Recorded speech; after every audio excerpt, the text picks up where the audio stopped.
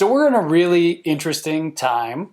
We've had a pretty crazy last year in the midst of a global pandemic. And we wrote all sorts of newsletters and articles about how do you survive the COVID-19 quarantine.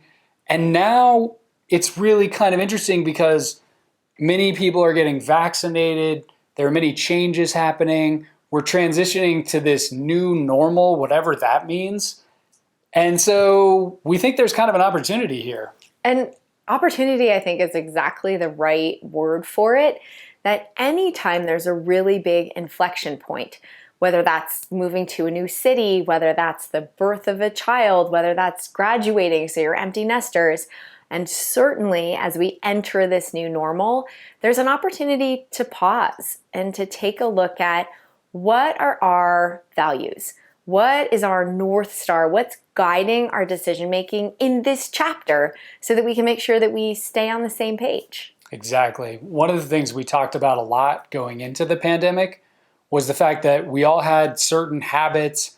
And as a marriage, we have certain habits and roles and all sorts of structures. And those were just blown up overnight. Yeah. And if we didn't think intentionally about creating new habits, we just fell into a new set of quarantine habits.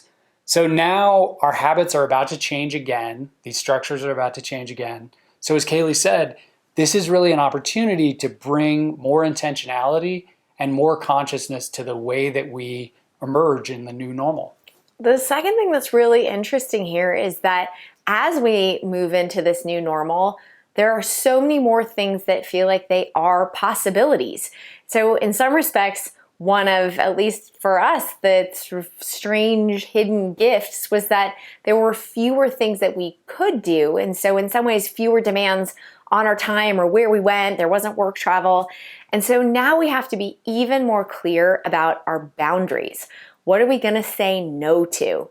And one of my favorite exercises that we have in the 80-80 marriage book is in the boundaries chapter, where at the end, we imagine that our life is like a boat.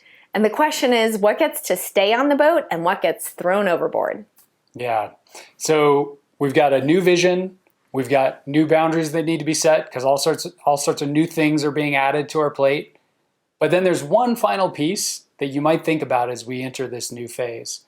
And that is bringing a little bit more intentionality to the way you structure roles and responsibilities. Who does what?